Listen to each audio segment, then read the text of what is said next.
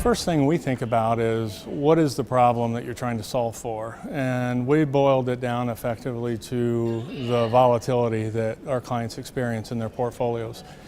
And then what drives that volatility. And so with beta, meaning equity market beta or fixed income or credit beta, that will drive most of the variability your clients experience. So when you look at hedge funds, ask yourself, how can you build, first and foremost, a diversified framework? It's critically important to not pursue this endeavor with a single strategy. You need to look at all of the tools in the toolbox as it relates to hedge funds, combine them in a well-diversified way, but pay particular attention to the resulting beta profile that you have in the portfolio. So understand the level of equity beta, interest rate, and credit beta.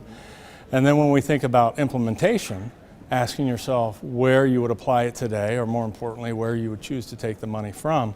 Historically, you've seen many investors taking it away from equities with the desire of materially affecting the overall volatility in the portfolio. What's different today is we're sitting on the heels of a very long bull market in bonds.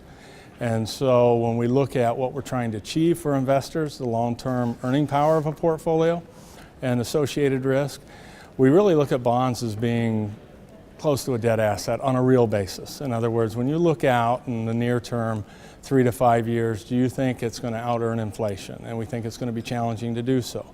So therefore, looking at your hedge fund exposure today, if you were to remove that from your bonds, we would suggest it's returning earning power to the portfolio, maybe with a slight increase in volatility, but not much, because the hedge funds tend to behave at, say, a 10, 15, maybe 20% premium to bond volatility, at least in a diversified framework. Individual strategies can be more. So looking at taking the money away from bonds returns the portfolio to contributing to the real return objective that the client expects.